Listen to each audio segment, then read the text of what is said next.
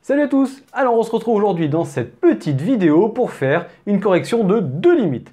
Limite de suite numérique de la forme q puissance n. Donc a priori tu peux être un élève de première spécialité maths ou encore de terminale. Je sais que certains enseignants ne veulent pas l'aborder en première et qui ne l'abordent qu'en terminale, donc s'il faut, eh bien pour ça, en terminale pour toi. Sinon pour les autres qui font ça en première, on peut tout à fait faire ça lorsqu'on a fait les suites géométriques notamment. Alors voici les deux suites que je te propose, puis le rappel de cours. Pour la limite qui est ici, le premier, ça devrait bien se passer. Pour la limite qui est ici, un peu plus compliqué, donc plutôt le terminal. Alors, je te rappelle ce que dit le cours, c'est que la limite de q puissance n, c'est soit plus l'infini si q est strictement plus grand que 1, c'est 0 si q est entre moins 1 et 1, et il n'y a pas de limite si q est inférieur ou égal à moins 1. Dans le premier et le dernier cas, ça diverge, alors que dans le cas du milieu, ça converge. Voilà pour le vocabulaire. Allez, on commence pour la première limite, que le premier peut bien faire, et après, on passera à l'autre.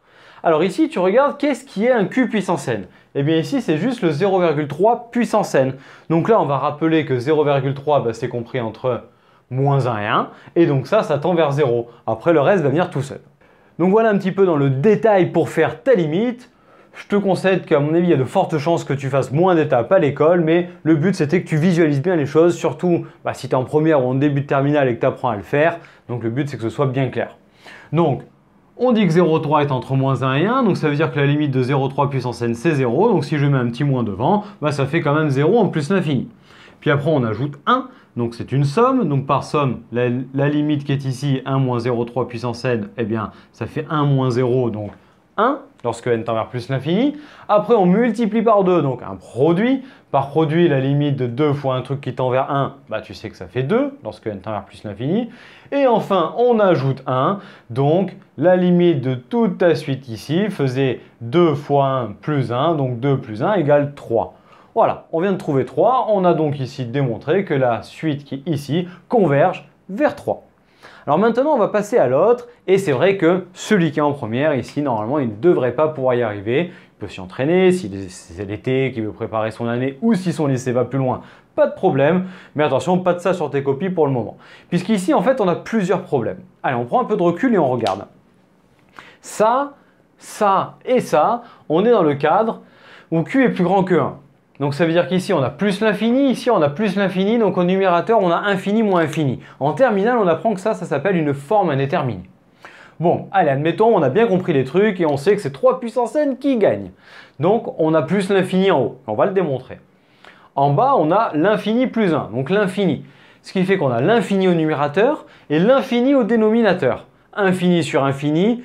Une note des deux formes indéterminées, je te la rappelle, infini moins infini, infini sur infini, 0 fois infini et enfin 0 sur 0. Tes 4 formes indéterminées de terminale. Donc ici, face à ces formes indéterminées là, la partie cours ici ne nous permet pas de conclure directement. Il faut donc procéder à une modification de l'écriture de la suite. Et pour ça, il va falloir factoriser par les dominants du numérateur et du dénominateur. Donc voici la factorisation que je te propose. On factorise donc par 3 puissance n au numérateur, et factoriser ça revient à diviser, donc ça fait 3 puissance n, facteur de 1 moins 2 puissance n sur 3 puissance n. Et au dénominateur par 2 puissance n, ce qui fait 2 puissance n, facteur de 1 plus 1 sur 2 puissance n. Maintenant on essaie de regrouper les puissances.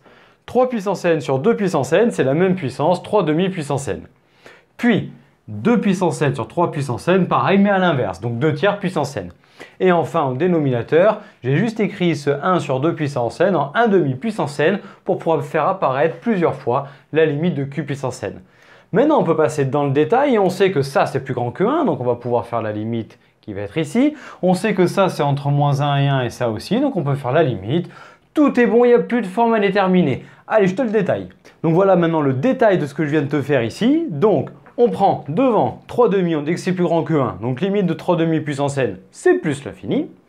Puis ensuite, on s'occupe du numérateur en disant que 2 tiers, c'est compris entre moins 1 et 1, donc la limite de 2 tiers puissance n en plus l'infini, c'est 0. Par somme, avec ça et ça donne 1 moins un truc qui tend vers 0. Eh bien, 1 moins un truc qui tend vers 0, ça tend vers 1. Le dénominateur, 1 demi, c'est entre moins 1 et 1. Donc la limite d'un demi puissance n en plus l'infini, c'est 0. Et donc par somme, 1 plus un truc qui tend vers 0, ça fait 1. Ensuite, on a la fraction à droite ici. C'est ce qu'on appelle un quotient. Donc par quotient. Et ensuite ici par produit. Donc par produit et par quotient. Je te rappelle, le quotient ici et le produit sur le tout. On se retrouve avec plus l'infini fois 1 sur 1. 1 sur 1, ça fait 1 fois l'infini. Ça va faire plus l'infini. Donc ici, on a une suite un, qu'on a appelée ici un, qui tend vers plus l'infini en plus l'infini, en utilisant la limite de q puissance n, mais après avoir modifié l'écriture de un en factorisant par les dominants, car il y avait des formes indéterminées. Et bien voilà, on a corrigé ces deux limites. J'espère que tu as bien compris et que tu arriveras à reproduire ce genre de limites sur lesquelles des fois je te vois un petit peu galérer en terminale sur ce genre de questions. Tu n'as pas le réflexe de factoriser, donc ça, retiens-le bien. Mais merci d'avoir suivi cette vidéo jusqu'au bout, j'espère qu'elle t'a plu. Si tel est le cas, merci de me lâcher le petit pouce bleu vers le haut, ça fait toujours plaisir, ça aide à nous développer. Et à venir activer la cloche pour t'abonner à la chaîne et être au courant des prochaines vidéos. Puis si tu nous mets un petit commentaire, ça nous fera aussi plaisir. Et si tu peux nous partager auprès de tes amis, ça sera vraiment super sympa. Je t'invite à nous retrouver sur notre site internet, où on partage pas mal de choses, de méthodes de travail et des formules avec des ressources spécialisées. Puis ensuite, tu peux nous retrouver sur nos réseaux sociaux, Facebook et Instagram. Et d'ici à la prochaine vidéo, je t'invite à nous retrouver dans notre vidéo et je te dis à très bientôt. Allez, ciao à tous!